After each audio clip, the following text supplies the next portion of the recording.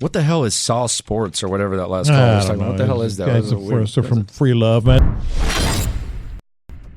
What's the motherfucking deal, man? Welcome to Saw Sports. I am your host, Dan Honcho. Today we're going to get into 5 things that you need to watch for between the Houston Texans and the Los Angeles Chargers. If you're not familiar with Saw Sports is the Houston Texans Homer Network. We're talking all sports, but only Houston. Make sure you're following Saw Sports on all the proper social medias listed down below. Hit that subscribe button. If you want all the other Houston sports talk besides the Texans, make sure you go to Saw Sports TV. Let's stop wasting time. Let's get into these 5 things right now. So the first thing to get into is how will the Texans restrict the run game?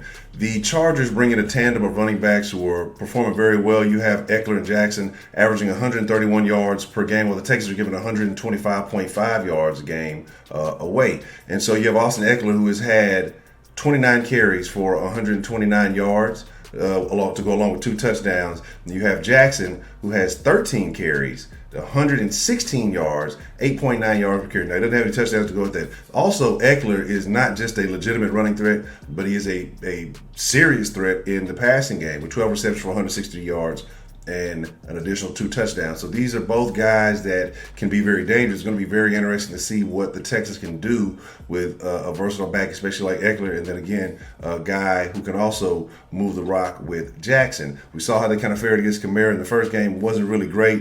So it's going to be interesting to see if the defense can kind of step it up, limit the running yards, and contain backs coming out of the backfield who are trying to catch passes. So that's the first thing that we need to watch. Let's go ahead and get to the next thing. So the second thing that I want to get into with the Texans is, can they play a complete game? This is only week 3, yes I know, but we have seen a tale of 2 Texans team. You know, week 1, first half, they started out strong. You're like, hey, maybe this is a different Texas team. Second half, they kind of give it up. Last week against a rookie, they really don't move the ball well. They struggle to kind of put yards on the or to put points on the board. And then, in a late game heroics, when I mean a game of inches, it comes down to Justin Reed making a spectacular play. Defensively, the only guy who's really stood out is Brittany Merciless. You've seen flashes here from B-Mac. You've seen a little bit from Zach Cunningham and other guys. But overall, this defense hasn't looked great. And then offensively, week 1, you thought, okay, well, man, they've already come together, they're meshing, they're clicking.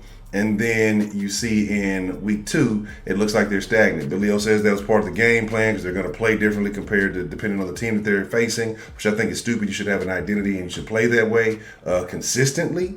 But, he's smarter than everybody else.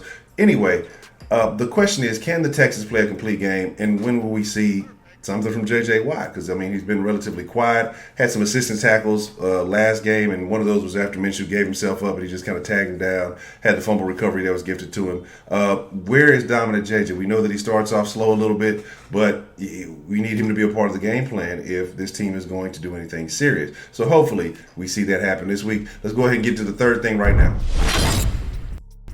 So the third thing that I want to get into is protecting the passer. Now, this isn't just on the offensive line. This is on Deshaun Watson himself also.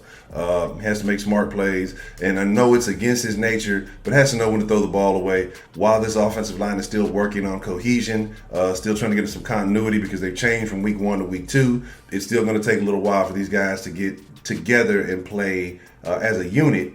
And, it's just not going to happen that fast. So he has to be aware of that and understand where pressure is coming from. Now, an additional factor is Larry Tunsil had an ankle injury last game. Has been kind of limited in practice. Again, still a newer addition to this Texans offensive line. Could be a help, could be a hindrance, depending on how that ankle holds up this game. I think that's going to be something to watch for, along with some of the younger guys on the line and guys that we've had question marks for, especially certain guys that have gotten extensions, but we're not going to go on all the way into that. But the Texans have to protect the pass. They've given up 9-10 sacks already in between 2 games, which is already a ridiculous amount. So these guys have to look out for each other, and Deshaun Watson has to look out for himself. Let's go ahead and get to the next thing. So the number 4 thing, or I guess number 2, because we go from 5 to 1, however you want to look at it. And make sure you stay tuned after the number 1 take, because as always, I add a bonus point to address. is the secondary. Can they be serviceable? Only 2 games, and you can say, well, maybe they're still coming together. A lot of new pieces in there. Again, you lose Colvin, you finally put Lonnie in the lineup. You end up Bradley goes to the slot. So you got a lot of pieces kind of switching around, but you have questions.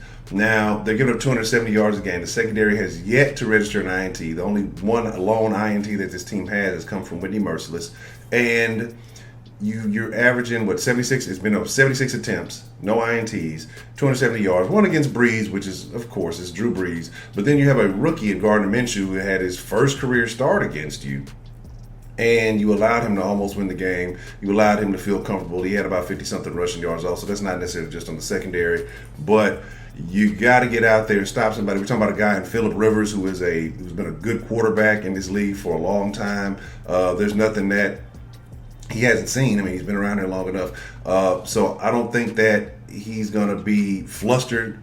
So it's going to be tough. You're just going to have to make plays and try to stop Phillip Rivers and keep him from beating you, because they have quite a few. Mike Williams. You can talk about Keenan Allen, Hunter Henry. These are all guys that can hurt you. And we mentioned Austin Eckler earlier. And then you got guys out of the backfield. I mean, it's just a lot of talent on this San Diego team, and they can attack you in many ways. So the secondary has to be prepared for what the Chargers can possibly bring at them. And so the secondary, can they be serviceable? Let's get to the last and final, or the number one point, whichever way you're looking at it. Let's get into that right now. All right, so the fifth and final point, or the number one point, again, like however you're looking at it, is quality quarterback play. Last week, we saw that Deshaun was able to come away with the win against the Jaguars in spite of not being the better quarterback on the field that day. I think today's game comes down to everything else being what it is. Whichever quarterback plays better, has the better performance. I won't say which one is better. I mean, people are going to have different opinions about whatever they want to have. But whichever quarterback plays better today will secure the victory for their team. So whoever has less turnovers, more passing yards, more touchdowns, however you want to look at it.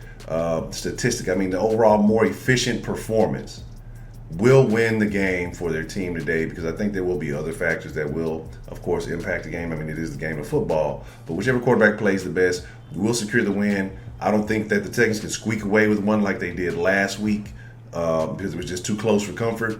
This game is going to come down to quality quarterback play, and it's going to be a very good matchup because, again, Rivers is a quality quarterback. He's been a good quarterback in this league for quite some time, and Deshaun is a young up-and-comer. Last week was probably one of the worst games we've ever seen him play. I don't know if it was his birthday. I don't know if he was down on the Breeze situation. I don't know if the back might have still slided about it.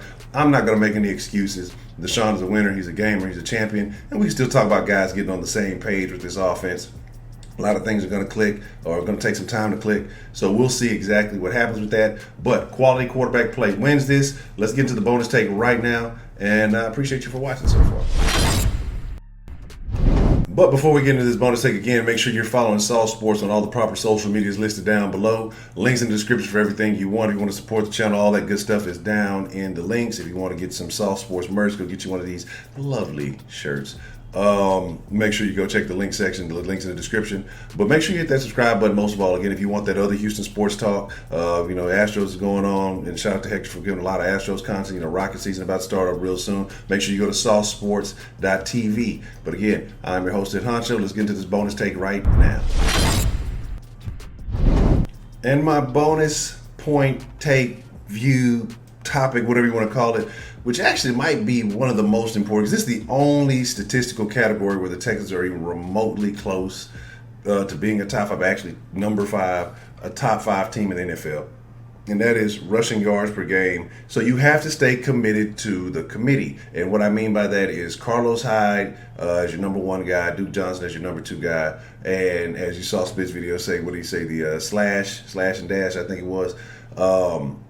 These guys have been running with a renewed purpose, it seems like, especially Carlos Hyde, because we thought he would probably end up being the number 2 guy, but he's come in and been dominant and played extremely well. And then with the addition of Deshaun Watson, he's going to add a few rushing yards in there. So this is why right now the Texans are a top 5 rushing team, the only category where they're in the top 5 or top 10. So they may need to stay committed to the run game if possible, because that has been the most solid aspect of this offense, of this whole team so far this season. It's been a pleasant surprise because I think a lot of people felt like when Lamar Miller went down that it was going to be a gap, or maybe it was going to be a bit of a learning curve, or there was going to be a bit of a fall off because, again, Duke was a backup guy in Cleveland. Hyde was kind of starting to look like a journeyman, like he may have lost it a step, but he's come here and he's ran well, and I'm glad that they made the moves. So, with that being said, I'm your host, Honcho. I appreciate you watching. Most of all, y'all stay fresh ingredients, and, well, it's not y'all stay fresh ingredients. Y'all are the freshest motherfucking ingredients. Y'all stay saucy. Man, I'm out, and I'll catch y'all again. Perfect.